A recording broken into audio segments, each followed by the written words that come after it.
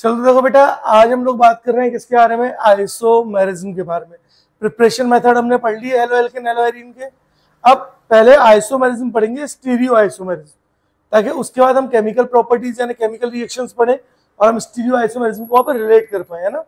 तो हम बात कर रहे हैं किसके बारे में, स्टीरियो आइसोमेरिज्म के बारे में। हमारा टॉपिक क्या है, स्टीरियो आइसोमेरिज्म। देखो, जैसे हम बात करते हैं स्टीरियो आइसोमेरिज्म के बारे में, तो क्या होता है स्टीरियो आइसोमेरिज्म या क्या होते हैं स्टीरियो आइसोमर्स, सबसे इंपॉर्टेंट ये वर्ड है ना। तो देखो, दो मॉलिक्यूल्स, अगर हम स्टीरियो आइसोमर को डिफाइन करें तो मैं बोल रहा हूं कि आपके पास दो मॉलिक्यूल्स हैं, इन दोनों का सेम मॉलिक्यूलर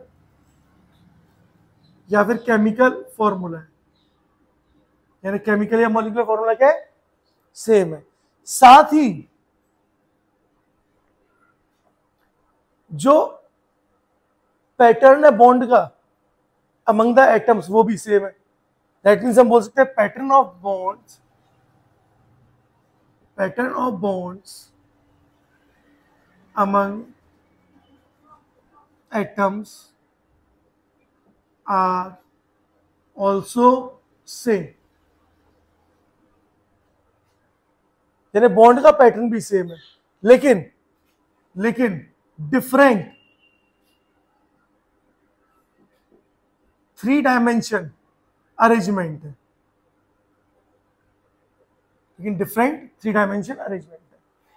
कैसे, एक एग्जांपल से समझाऊं।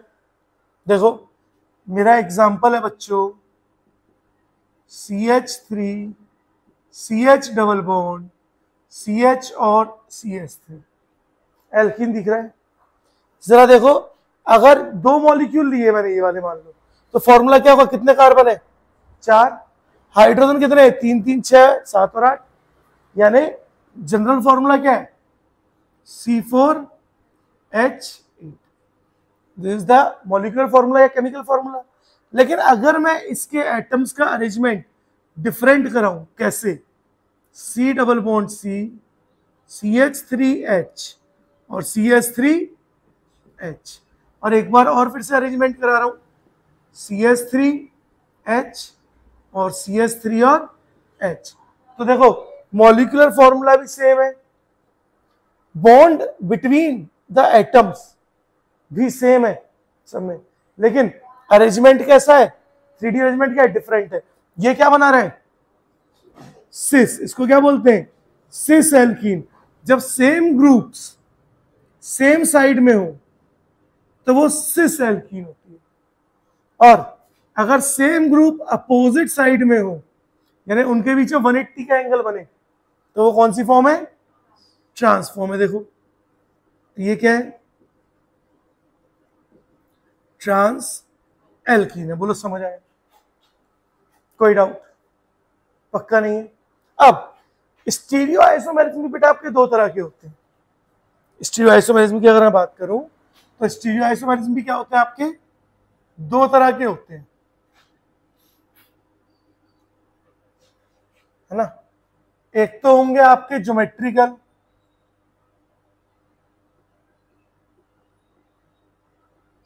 ज्योमेट्रिकल आइसोमर्स या आइसोमेरिज्म।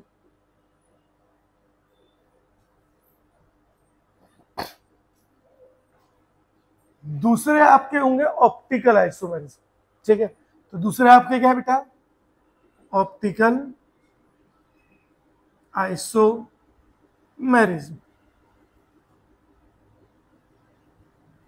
तो देखो, जब मैं ज्योमेट्रिकल आइसोमेरिज्म की बात करता हूं तो ज्योमेट्रिकल आइसोमेरिज्म के अंदर क्या क्या आता है, ज्योमेट्रिकल आइसोमेरिज्म के अंदर आते हैं फर्स्ट सिस एंड ट्रांस।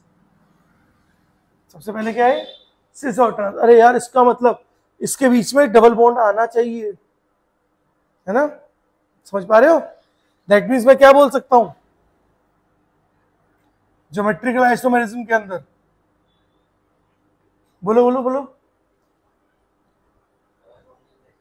हाँ, double bond is necessary between two atoms, है ना। तो हम क्या बोल सकते हैं, डबल बॉन्ड या मल्टीपल बॉन्ड, मल्टीपल भी नहीं, आप तो डबल बॉन्ड ही लिखो, double bond is necessary, double bond बहुत जरूरी है, ठीक है, between two atoms, between two atoms. अब मैं बहुत ज्यादा डिटेल में नहीं जा रहा हूं, इतना ही जा रहा हूं जितना आपको नीट की जरूरत, नीट में आपको जरूरत है, ठीक है। अब जैसे एग्जांपल कौन कौन हो सकते हैं, देखो ज्योमेट्रिकल आइसोमेरिज्म की कंडीशन है, ज्योमेट्रिकल आइसोमेरिज्म कौन कौन शो करेगा, देखो मैंने एग्जांपल नहीं, फर्स्ट एक तो शो करेगा कार्बन डबल बॉन्ड कार्बन, लेकिन कंडीशन क्या है, अगर यहां ए है तो यहां बी होना चाहिए, चाहे यहां ए और यहां बी हो जाए कोई दिक्कत नहीं है, या यहां पर सी और यहां पे डी हो जाए कोई दिक्कत नहीं है, तो जीआई शो करेगा। अगर यहां ए है और यहां पे भी ए है तो कभी ज्योमेट्रिकल आइसोमेरिज्म शो नहीं करेगा। दैट मीन्स अगर मैं एक एग्जांपल से बताऊं, देखो एग्जांपल मैंने बोला कार्बन डबल बॉन्ड कार्बन, मैंने बोला CH3 और H और CH3, तो देखो ये दोनों सेम है ना, एक ही कार्बन पे, दैट मीन्स ये नो ज्योमेट्रिकल आइसोमर, कोई ज्योमेट्रिकल आइसोमर शो नहीं करता है। कोऑर्डिनेशन कंपाउंड की ज्योमेट्रिकल आइसोमरिज्म अलग है और यहाँ पर ऑर्गेनिक के अलग है ना, तो कंफ्यूज मत होना। बोलो पहचाना है, सबसे पहली पहचान तो यही हो गई। दूसरा कार्बन डबल बॉन्ड नाइट्रोजन, अब नाइट्रोजन तो 3 बॉन्ड बनाता है, दैट मीन्स एक बॉन्ड हो गया और एक कौन हो गया, लोन पेयर, और कार्बन ए और बी, बोलो पता चला। ऐसे ही अगर हम थर्ड बात करें तो नाइट्रोजन डबल बॉन्ड नाइट्रोजन, अब ए है, ये ए या बी कुछ भी हो सकता है, ए या बी, और दोनों के पास एक एक लोन पेयर तो है, बोलो दिख रहा है। क्या कार्बन डबल बॉन्ड ऑक्सीजन हो सकता है? अगर मैं बोलूंगा carbon double bond oxygen, fourth carbon double bond oxygen, तो ऑक्सीजन के पास 2 लोन पेयर है, लेकिन ऑक्सीजन का कोई ना कोई अगर जुड़ रहा है, जैसे ए जुड़ रहा है और यहाँ पे ए और बी जुड़ रहा है, तो ये हो सकता है। समझ पा रहे हो? बोले यहाँ पे कोई डाउट है? अब सुनो आगे, ये तो कंडीशन है, ये 4 कंडीशन, क्या आपका ज्योमेट्रिकल आइसोमर शो होगा ही होगा, बोले पता चल रहा है। लेकिन अब ज्योमेट्रिकल आइसोमर कितनी तरह के होते हैं? ज्योमेट्रिकल आइसोमर आप 3 तरह के पढ़ते हो, ठीक है। कौन कौन से, इसके नीचे आप नीचे लिख लेना, मेरे पास जगह नहीं है तो मैं यहां लिख रहा हूं। एक तो ज्योमेट्रिकल आइसोमेरिज्म आपका सबसे कॉमन होता है सिस एंड ट्रांस, जो आपने देख लिया। दूसरा होता है आपका बी, ई एंड जेड। अब सिस ट्रांस तो आपको पता है, सिस ट्रांस में अगर सेम ग्रुप अपोजिट है तो क्या होगा? Trans. Same group same side है तो सिस। लेकिन ई जेड में क्या होता है, सेम ग्रुप नहीं देखते हम कौन सा ग्रुप देखते हैं? जिसका जो बल्कि ग्रुप है वो देखते हैं, जिसका वेट ज्यादा है। और जेड बिहेव करता है सिस की तरह और ई बिहेव करता है ट्रांस की तरह। आपने को इतनी जरूरत नहीं है, अगर जरूरत होगी तो इस पर अपन सेपरेट लेक्चर बना लेंगे, अपने को बस थोड़ा सा पता होना चाहिए। And the third one is syn and anti, जहां एंटी किसकी तरह बिहेव करेगा? ट्रांस की तरह, और सिन किसकी तरह बिहेव करेगा? सिस की तरह करेगा। ये बात याद रखना, ठीक है। नाउ उसके बाद हम बात करते हैं ऑप्टिकल आइसोमर्स के बारे में। जब हम ऑप्टिकल आइसोमर की बात करेंगे तो हम यहाँ पे 2 तरह के कंपाउंड पढ़ेंगे, एक तो होंगे ऑप्टिकली एक्टिव, एक होंगे ऑप्टिकली एक्टिव, और दूसरे होंगे ऑप्टिकली इनएक्टिव।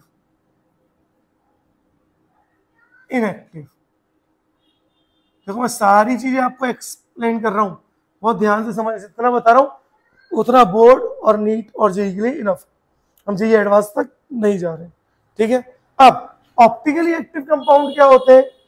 जो रोटेट करते हैं किसी भी प्लेन पोलराइज्ड लाइट को। अभी डिटेल में पढ़ने वाले। अब बस आप क्या सुनो, ऑप्टिकली एक्टिव कंपाउंड 2 तरह के होते हैं, एक होते हैं आपके एनेंशियोमर्स, एक होते हैं आपके एनेंशियोमर्स और दूसरे होते हैं आपके डायस्टेरियोमर्स। Very good. तो एक होते हैं एनेंशियोमर, दूसरे डायस्टेरियोमर। जबकि ऑप्टिकली इनएक्टिव कंपाउंड भी आपके दो तरह के होते हैं।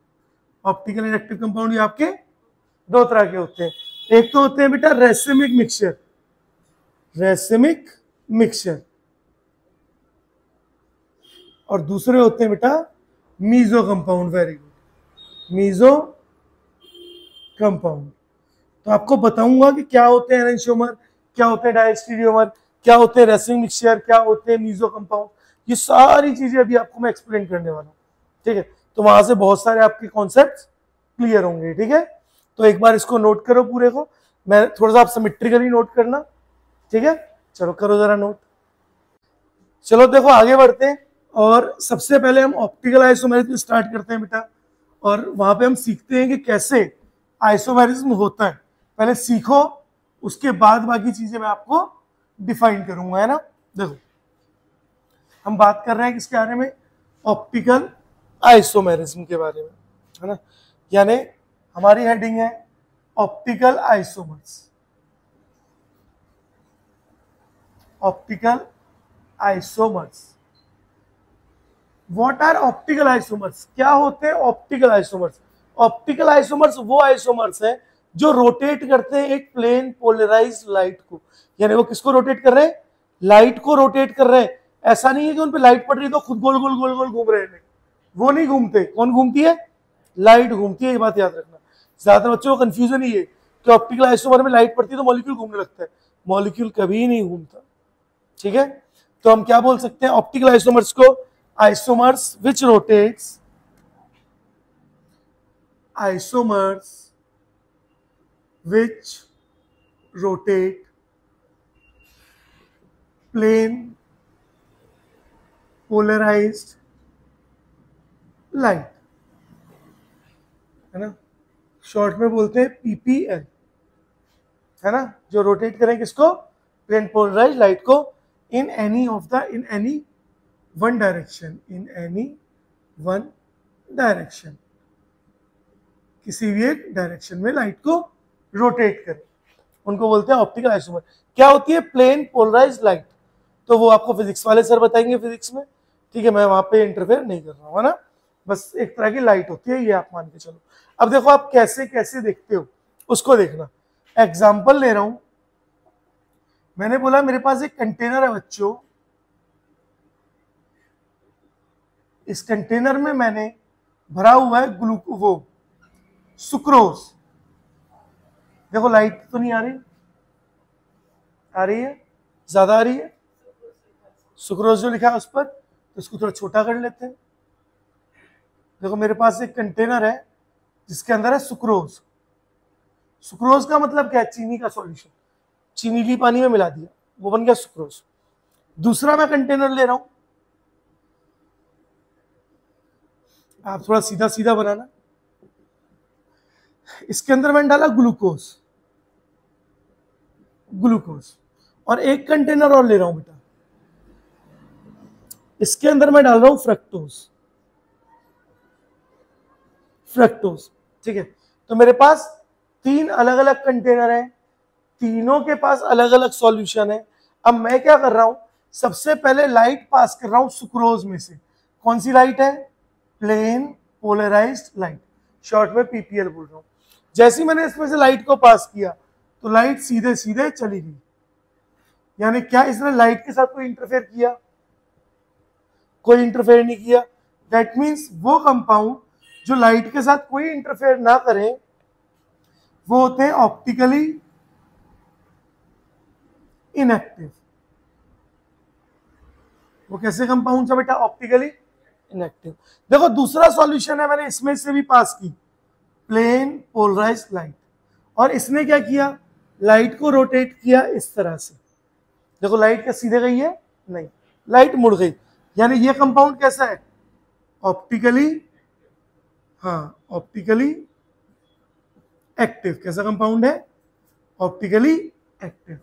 अब अगर ये लाइट को क्लॉकवाइज किस डायरेक्शन में रोटेट कर रहा है, लाइट को क्लॉकवाइज डायरेक्शन में, वो कंपाउंड जो लाइट को क्लॉकवाइज डायरेक्शन में रोटेट करते हैं उन कंपाउंड को हम लोग बोलते हैं डेक्स्ट्रो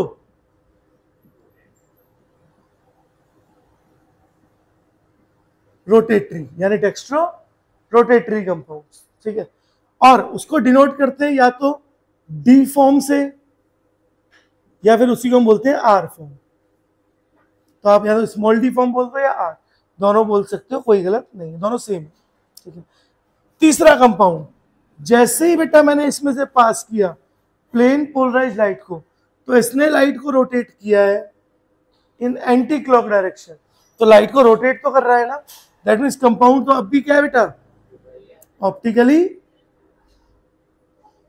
एक्टिव ही है, लेकिन लाइट को रोटेट कर रहा है क्लॉक एंटी क्लॉक डायरेक्शन में, तो एंटी क्लॉक वाइज रोटेट कर रहा है, ठीक है। और जो एंटी क्लॉक वाइज रोटेट करता है उसको बोलते हैं लीवो रोटेटरी,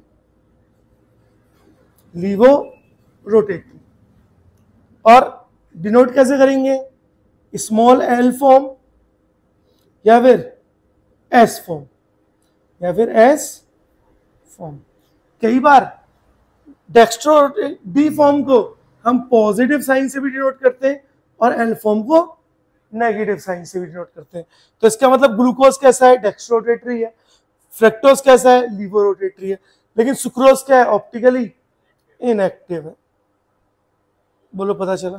तो ये बात आपको याद रखनी है। बोलो बता पाओगे? पक्का? चलो अब देखो आगे बढ़ते हैं।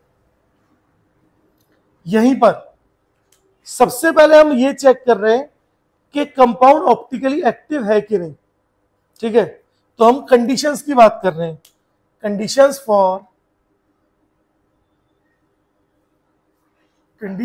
For optically active compounds. Optically active compounds के लिए क्या क्या कंडीशंस होती है?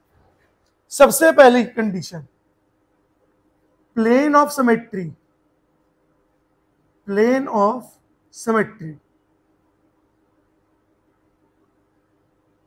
एब्सेंट होनी, एंड प्लेन ऑफ सिमेट्री को बेटा मैं शॉर्ट में पीओएस बोल रहा हूं, POS, and centre of symmetry जो है दोनों की दोनों, जिसको हम सीओएस बोल रहे हैं, एब्सेंट होनी चाहिए, यानी प्लेन ऑफ सिमेट्री और सेंटर ऑफ सिमेट्री नहीं होनी चाहिए अगर कंपाउंड को आपको ऑप्टिकली एक्टिव बनाना है तो। बोलो क्लियर है? दूसरी चीज, second point, at least one chiral carbon must be present। कम से कम एक कायरल कार्बन होना चाहिए। अब क्या होता है कायरल कार्बन? क्या होता है कायरल कार्बन? वो कार्बन जिसकी चारों की चारों वैलेंसीज क्या हो, डिफरेंट हो, है ना। Carbon which having all four valencies are different। चारों की चारों वैलेंसीज क्या हो बेटा, डिफरेंट हो। कार्बन कितने बॉन्ड बनाता है, 4, तो चारों चारों बॉन्ड क्या होना चाहिए, डिफरेंट। कैसे? जैसे मैंने एग्जांपल लिया, मैंने लिया कार्बन X, Y, Z और W, देखो चारों के चारों अलग है। जैसे मैंने लिया कार्बन CH3H C2H5 और यहां पे D ले लिया। What is D? Deuterium, the isotope of hydrogen. What is D? Deuterium. और ड्यूटेरियम क्या है? Isotope of hydrogen. तो हाइड्रोजन के आइसोटोप को हम लोग क्या बोलते हैं बेटा? ड्यूटेरियम बोलते हैं ना। अब ये कंफ्यूज मत हो ना कि सर आइसोटोप तो हाइड्रोजन का ही है तो वैलेंसी डिफरेंट कैसे हुई? क्योंकि भाई आइसोटोप्स को भी आप अलग अलग एटम में ही कंसीडर करते हो। बोलो पता चला? चाहो तो एक एग्जांपल और लिख लो, जैसे आपने बोला CH3C, C2H5H और C3H7 लो, चारों चारों वैलेंसी है ना, चारों में कार्बन क्या है? डिफरेंट है। बोलो पहचान पाओगे? आसान है, कार्बन पहचानना आ रहा है। एक बार इसको नोट करो, फिर हम देखते हैं कि हम कैसे स्ट्रक्चर को पहचानेंगे कि वो ऑप्टिकली एक्टिव है या इनएक्टिव है ना। करो बेटा नोट। चलो तो अब देखो क्वेश्चंस किस तरह से हम लोग कंपाउंड्स को पहचानते हैं। क्वेश्चंस करेंगे और देखेंगे कि कौन सा कंपाउंड ऑप्टिकली एक्टिव है और कौन सा ऑप्टिकली इनएक्टिव है, और कौन लाइट को क्लॉकवाइज रोटेट कर रहा है और कौन लाइट को एंटी क्लॉकवाइज रोटेट कर रहा है ना। तो इसमें हम लोग सबसे पहले बात कर रहे हैं बेटा अलग अलग स्ट्रक्चर्स के बारे में बात कर रहे हैं, जिसमें सबसे पहले हम लोग बात कर रहे हैं फर्स्ट वेज डैश प्रोजेक्शन, है ना। वेज डैश प्रोजेक्शन आपकी एनसीईआरटी में दिया हुआ है 12th में, है ना। हाँ, तो ये पता होना चाहिए अपने को, है ना। वेज डैश प्रोजेक्शन का मतलब क्या है? देखो एक कार्बन है जिसपे एक स्ट्रक्चर ऐसा बना हुआ है, एक स्ट्रक्चर ऐसा बना हुआ है ना, एक स्ट्रक्चर ऐसा है और एक स्ट्रक्चर ऐसा है। यानी सबको पता है कार्बन कितने बॉन्ड बनाता है? 4 बॉन्ड बनाता है। और जब कार्बन 4 बॉन्ड बनाएगा तो चारों बॉन्ड में देखो 4 बॉन्ड कैसे बनेंगे? 2 बॉन्ड तो ये रहे, तीसरा बॉन्ड ये रहा।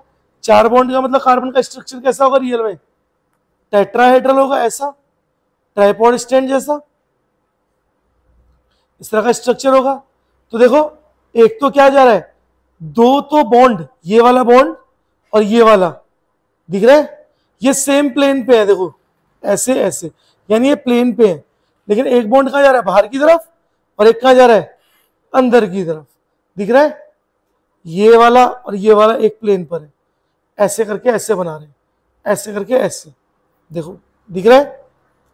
लेकिन ये क्या है? आउटसाइड द प्लेन, और ये क्या है? Inside the plane. तो जो वेज और डैश है ना, वो आपको क्या बताते हैं? ये जो 2 बॉन्ड है, ये वही बॉन्ड है जो प्लेन पर है। ये जो डैश है इसका मतलब है कि ये कहां पे? इनसाइड द प्लेन है, इनसाइड द प्लेन है। और ये है, इसको बोलते हैं veg, this is veg, sorry dash, ये डैश। ये वाला जो है इसको बोलते हैं वेज। और वेज कहां पे? आउटसाइड द, हाँ आउटसाइड द प्लेन, है ना। ठीक है, अब जो पॉइंट याद रखने, वो क्या क्या पॉइंट याद रखने? सबसे पहला पॉइंट देखो, यहां पे लाइट तो नहीं आ रही, नहीं। सबसे पहला point, low priority group is always placed at dash position। Low priority group को हमेशा कहां रखोगे बेटा? डैश पोजीशन पे रखोगे। बोलो समझ आया? देखो यहां लाइट आ रही है,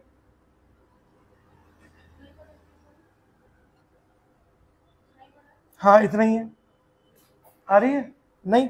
अब सेकंड चीज, priority of element always check according to their atomic number. तो प्रायोरिटी is always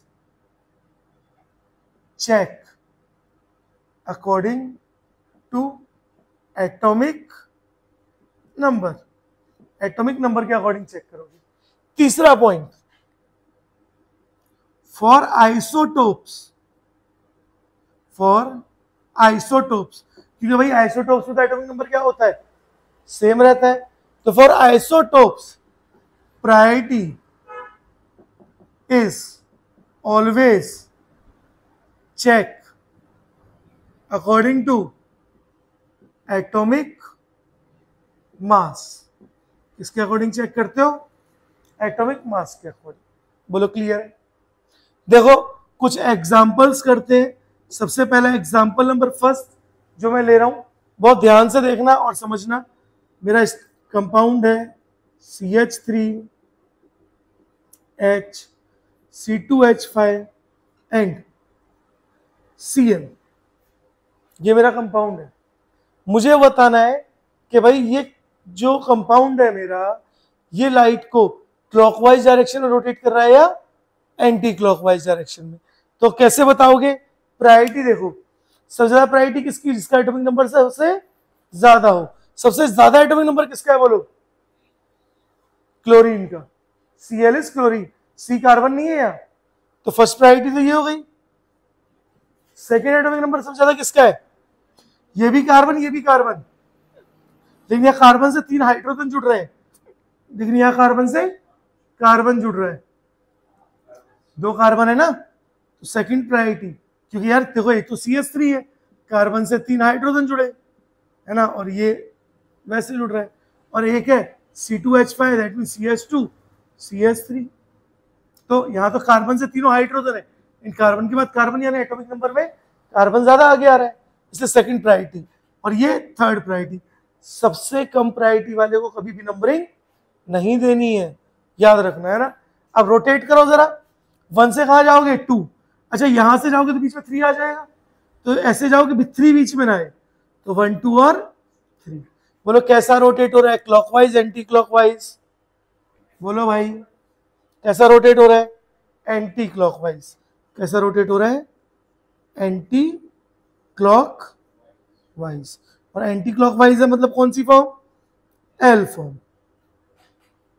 कौन सी form? L form. Example number second देखो, एग्जाम्पल नंबर सेकंड, कार्बन है, फ्लोरीन, क्लोरीन, ब्रोमीन और आयोडीन, ब्रोमीन और आयोडीन। ठीक है, चलो प्रायोरिटी करो। सबसे ज्यादा प्रायोरिटी किसकी? बोलो आयोडीन की, उसके बाद ब्रोमीन, उसके बाद क्लोरीन। थर्ड को प्रायोरिटी कभी नहीं देते। तो रोटेट कैसे होगा? फर्स्ट से सेकंड और सेकंड से थर्ड। बोलो कैसा हो रहा है? Clock anti clock? Clockwise. Direction कैसा है? क्लॉकवाइज। यानी कौन सी फॉर्म बेटा? D form. डी फॉर्म मतलब डेक्स्ट्रो रोटेटरी, है ना। नेक्स्ट एग्जांपल देखो, example number third, example number third, C, COOH OH H और CH3। बोलो फर्स्ट प्रायोरिटी किसकी? किसकी? OH की। सेकंड प्रायोरिटी किसकी?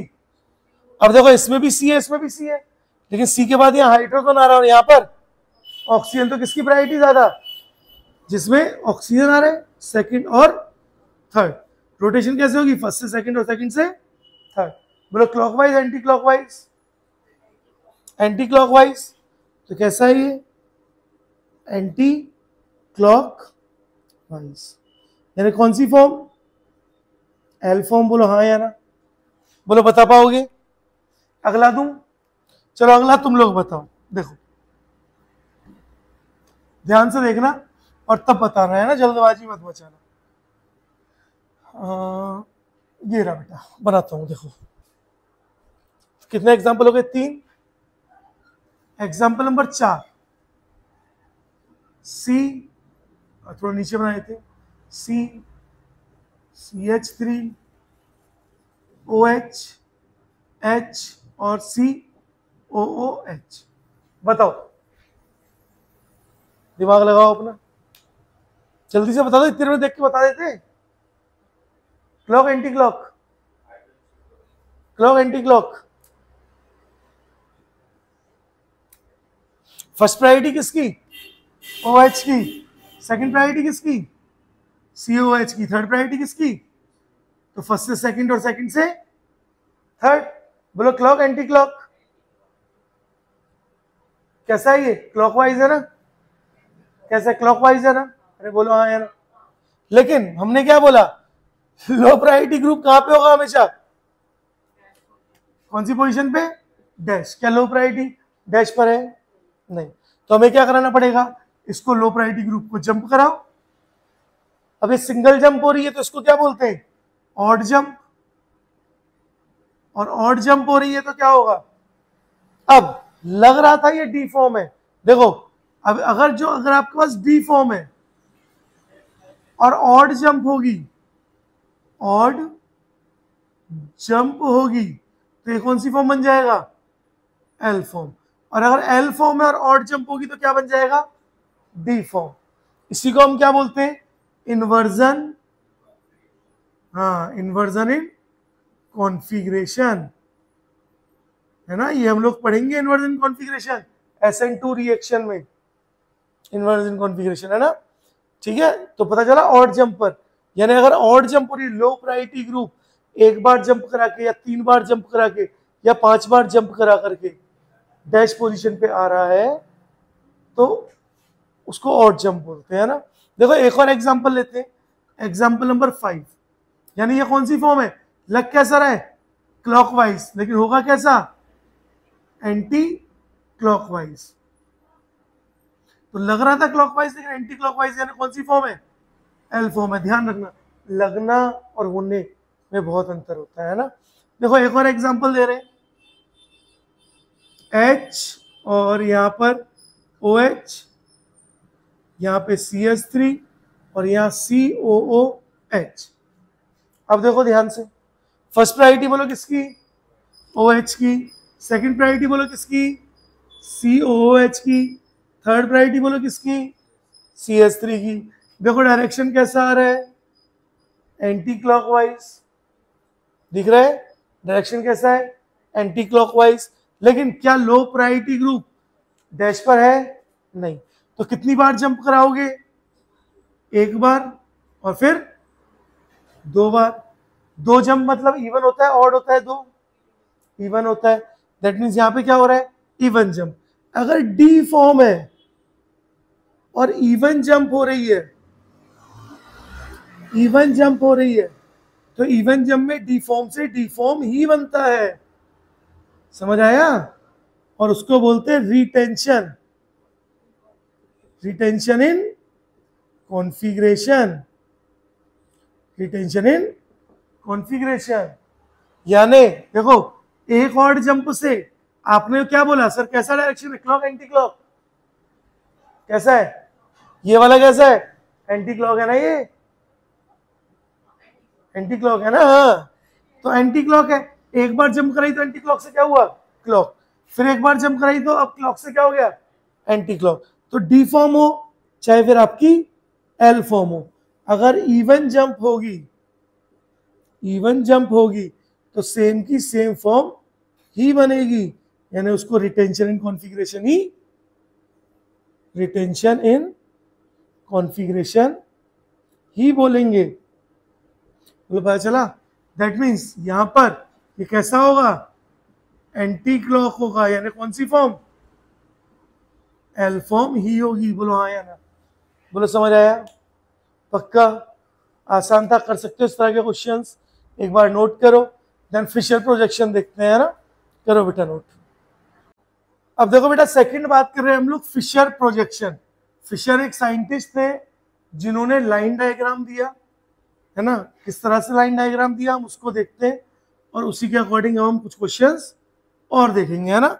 ये अपने को पहचानना आना चाहिए बेटा, बहुत आसान है। तो हम सेकंड बात कर रहे हैं किसके बारे में, फिशर प्रोजेक्शन, फिशर प्रोजेक्शन, यानी फिशर प्रोजेक्शन में अगर स्ट्रक्चर दिया है तो आप उसको कैसे बनाओगे, ठीक है। फिर इसके बाद हम लोग सॉहॉर्स भी देख लेंगे, है ना, कहोगे तो पहले फिशर देख लेते हैं, है ना। अब देखो फिशर प्रोजेक्शन की अगर हम लोग बात करते हैं तो देखो फिशर एक साइंटिस्ट थे, उन्होंने स्ट्रक्चर दिया इस तरह से, ऐसे इस तरह के जो स्ट्रक्चर्स बनते हैं ना वो फिशर प्रोजेक्शन है। अब ये कौन सी लाइन है, हॉरिजॉन्टल, कौन सी लाइन है, हॉरिजॉन्टल लाइन है। और ये वाली कौन सी लाइन है, वर्टिकल लाइन है। जो वर्टिकल लाइन होती है ना बेटा, याद रखना वो हमेशा क्या होती है, इनसाइड द प्लेन होती है, और हॉरिजॉन्टल कहाँ होती है, आउटसाइड द प्लेन। इस बात को याद रखना, क्योंकि अब इसका मतलब वर्टिकल लाइन तो किसकी तरह बिहेव करेगी, डैश की तरह, और हॉरिजॉन्टल लाइन किसकी तरह बिहेव करेगी, वेज की तरह। ठीक है, जैसे एग्जांपल ले लें हम, COOH, OH, H और CS3। ठीक है, ये बार बार मैं लैक्टिक एसिड बना रहा हूं, ये लैक्टिक एसिड है। ठीक है, अब अगर आप यहां पर देखो कि कैसा रोटेशन होगा, तो प्रायोरिटी प्लेस करो। सबसे ज्यादा प्रायोरिटी किसकी, अरे बोलो, फर्स्ट OH की, सेकंड किसकी, COH, और थर्ड किसकी बेटा, CS3। तो रोटेशन कैसा हो रहा है, 1 2 3, बोलो क्लॉकवाइज एंटी क्लॉकवाइज, क्लॉकवाइज। लेकिन हमने तो क्या बोला, लो प्रायोरिटी ग्रुप कहां होना चाहिए, डैश पर, और डैश कौन सी लाइन है, वर्टिकल लाइन है, तो this is the low priority group. तो हमें क्या करना पड़ेगा, इसको यहां शिफ्ट करना पड़ेगा। तो कौन सी जंप हुई, ऑड जंप। ऑड जंप की वजह से हमें लग रहा था कौन सी फॉर्म है, क्लॉकवाइज, लेकिन होगी कौन सी, एंटी, यानी ये कौन सी फॉर्म है, ये एल फॉर्म है। देखने में कैसा लग रहा है, कैसी फॉर्म है, डी फॉर्म, लेकिन ऑड जंप होने की वजह से कौन सी फॉर्म हो गई, एल फॉर्म। बोलो समझ आया। देखो एग्जांपल नंबर सेकंड, आप बताओ BrICl और F, बोलो फर्स्ट प्रायोरिटी किसकी, आयोडीन की, फर्स्ट प्रायोरिटी आयोडीन की, सेकंड ब्रोमीन, थर्ड, फोर्थ वाले को हम नंबरिंग कभी भी नहीं देते। बोलो फर्स्ट से सेकंड और सेकंड से थर्ड, बोलो क्लॉक है एंटी क्लॉक है, एंटी क्लॉक है। और लो प्रायोरिटी ग्रुप कहां पे है, ऑलरेडी डैश पर है, यानी वर्टिकल लाइन पे।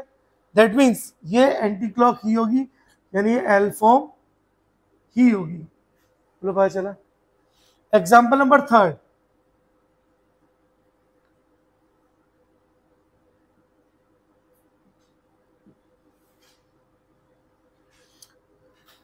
बोलो फर्स्ट प्रायोरिटी किसकी, सेकंड किसकी, COOH, first second third, rotation first से सेकंड, सेकंड से थर्ड।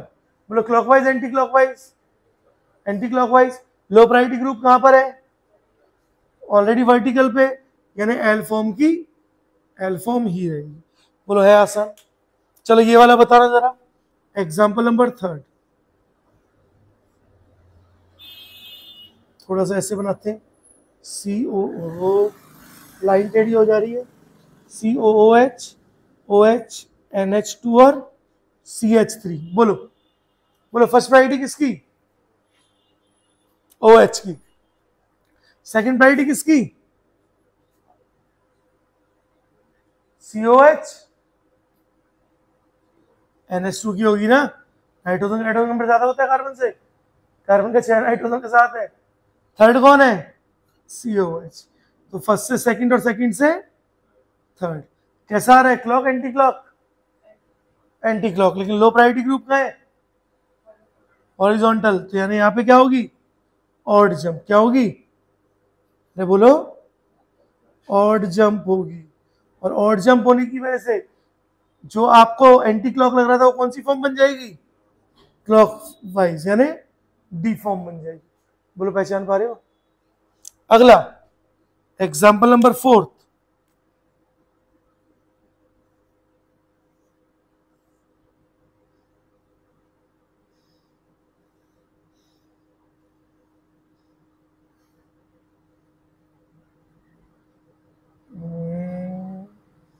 और क्या लिखूं, और क्या, चलो OH ही लिख देते हैं।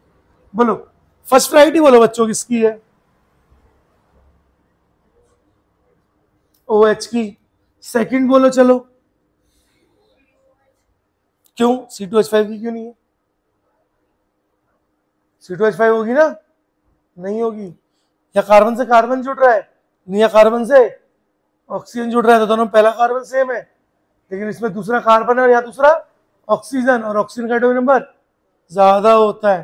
That means second priority, third priority. बोलो रोटेशन 1 से 2, 2 से 3। Clock anti clock, anti clock, low priority group तो ऑलरेडी वर्टिकल पे, यानी कौन सी फॉर्म बोलो, एल फॉर्म। दिख रहा है कौन सी फॉर्म है, एल फॉर्म। चलो एक और बताओगे, चलो ये वाला बता दो, ये वाला बताओ। Example number 5,